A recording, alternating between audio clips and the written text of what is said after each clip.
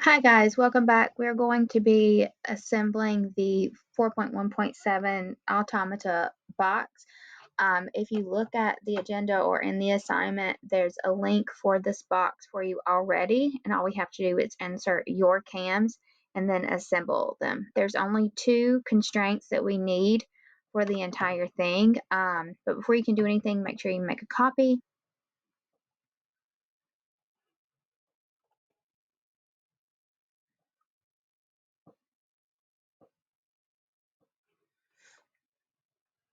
So it should look like this, nothing in it yet. We'll insert our cams by coming here, and you can choose which of your cams you want to use. So I'm just going to start out with this heart-shaped cam.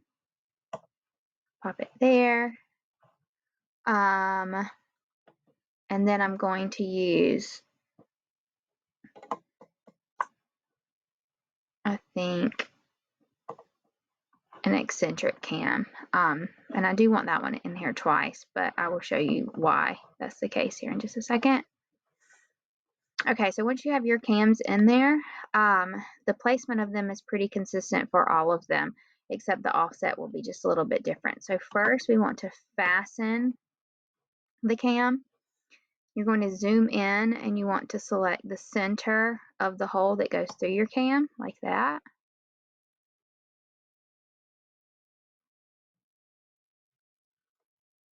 And then we're going to rotate a bit, and you want to choose the end of the axle and the center of it, not the handle, but just the axle, like that. Should look like this, floating on the outside of the handle. You want to flip your arrow this way so that you see some interference between the two, so it should look a little funky. And then we're going to choose an offset. You want to change your Z to negative 1.25, just like that. And when you zoom in, you should see that it aligns perfectly with the follower directly above it. And then each of these is placed 1 inch apart. So the second one you do should be negative 2.25, the third should be negative 3.25, and then the fourth should be negative 4.25. So just keep that in mind for the later cams. So then we need to make the cam tangent to the follower above it. So you're going to choose your tangent constraint. And this part is extremely important. You want to choose the edge of the follower, not the surface, but the edge. And then you want to choose the curved profile of the cam itself. Either any of them will work. Should look like that, and then you'll see that it'll pop it down below. And then when you grab the handle, they should move together like so. Okay, so then I need to fasten these two in there as well, and then I'll show you how I would make my cam, or how I would make my automata. So I'm going to fasten again just like before, choosing the center of the hole with the center of the axle like that. Should pop it on the outside looking like this. Click your arrow to flip it inward. So now you see they are interfering with one another. And then your offset for your Z, this one will be negative 2.25. Each one of them is placed an inch apart. And the original offset is 1.25, so add an inch after. Should look like that. And then you'll need your tangent again on the edge to the curve. Okay, then we're going to come back over here. I'm going to add in this cam as well, the center to the center of the axle, change the direction, change your offset, this time negative 3.25. And then for your fourth one, it would be 4.25 if you needed it. I'm then going to make the tangent like that, just like the previous two. Again, remember, click on the edge of it, and then the curve profile should look like this. I am going to modify this one just a little bit. I wonder if I can.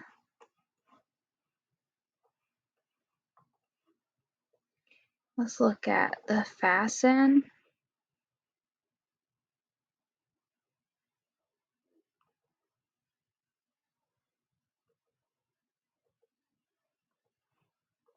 Actually, no, I don't want to do that. Not.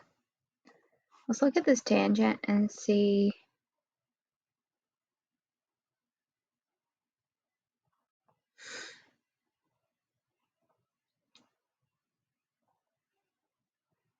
I want to rotate about the z-axis, and then I'm going to rotate it 180, so it'll be upside down, and then you'll see why I did that here in just a second.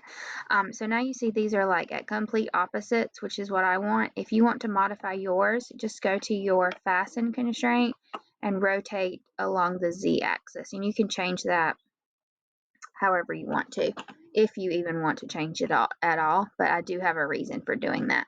Okay, so now that you've seen how we put them in there, for the purpose of my box, I'm going to remove some of these, but instead of messing this one up, I'm just going to go back to Onshape and show you the one that I have been working with.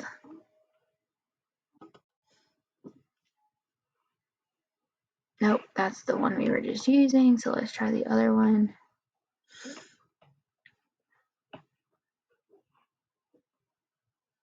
Oh, nope, that has nothing in it. Let's see. Here it is.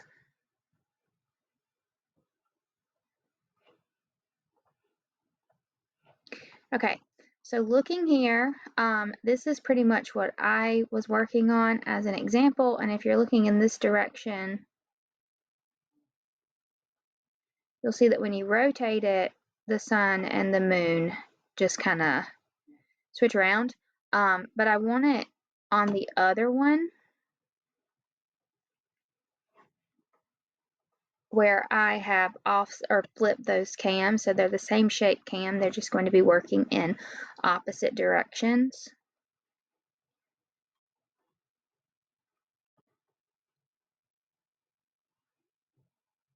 This one.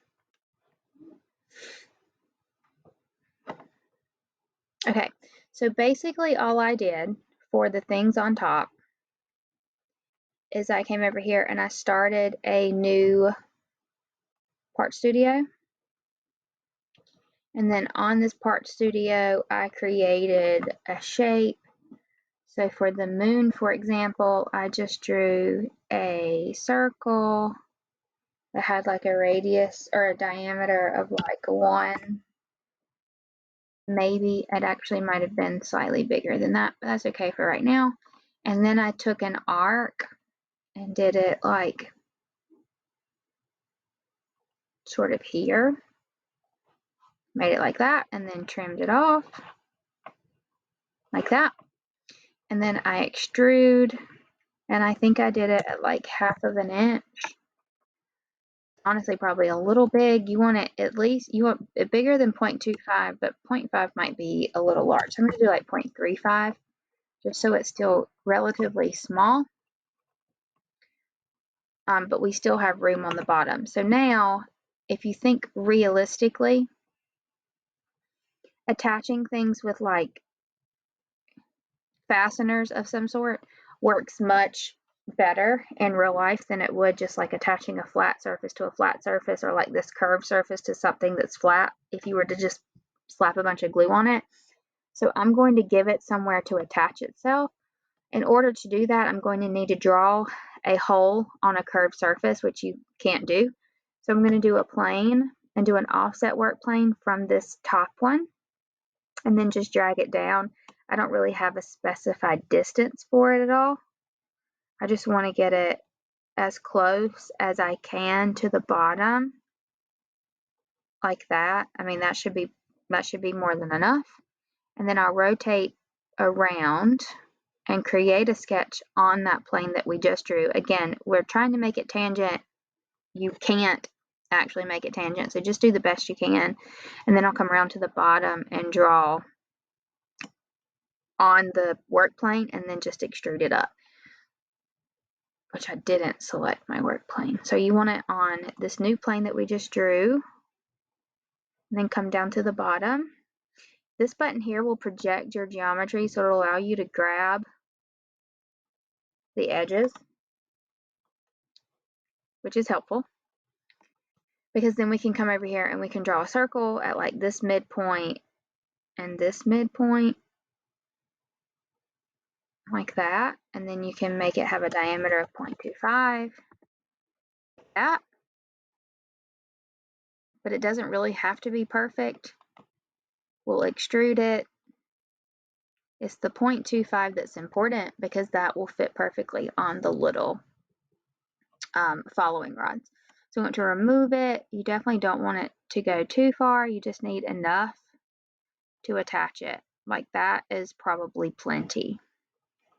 Just gives us a circular surface to match to the other circular surface. And if you think in real life it would be easier to attach these two, you have more surface area to apply glue to, and it'll be much more stable anyway. So looking at that, I'm going to come back to my box where I have these, and I'm going to delete or at least hide some things. So let's see, we'll hide this. So you can delete it if you want to, or you can just hide them, but I only want the middle two. I also want to hide that and that. Anything with a 1 and a 4 on it, more than likely.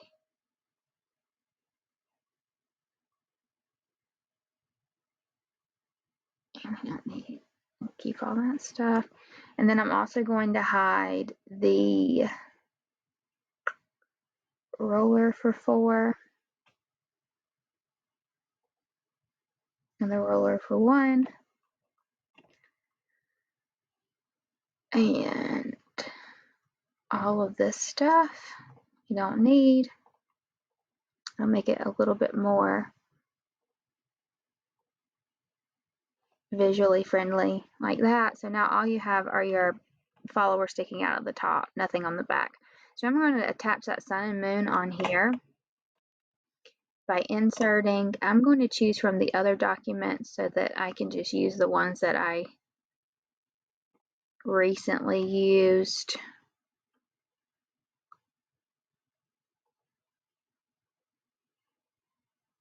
Oh, no.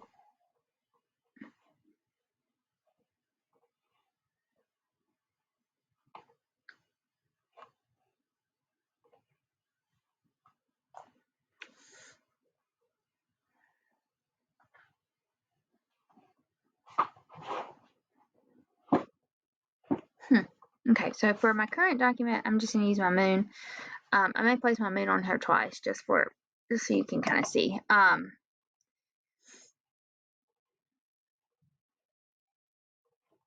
Until I can find the sun that I made. I honestly need to make a smaller one anyway, but we're going to use a fasten mate, and we'll mate from the top of the hole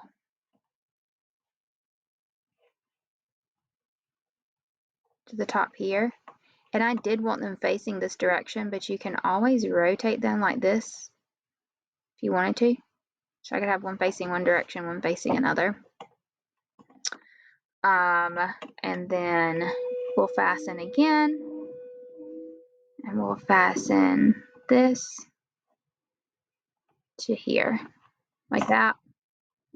You can see they're facing in different directions, which might make it a little interesting.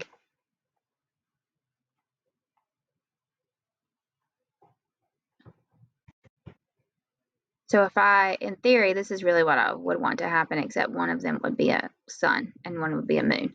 And then you could put like a cloud thing here to hide what's happening back here, to give it more of a sunrise, sunset appeal if that's the look you're going for. But you can see that it makes a really big difference by just changing the starting points of these two, by editing the fasten and then the rotation about the Z-axis. It makes a really big difference, just little subtle changes like that. So that's it. Again, don't spend too much time on it. You want it to be something pretty simple, just to get the look of it and get the idea of an automata without it taking an abundant amount of time. So once you're done that, then you're pretty much done.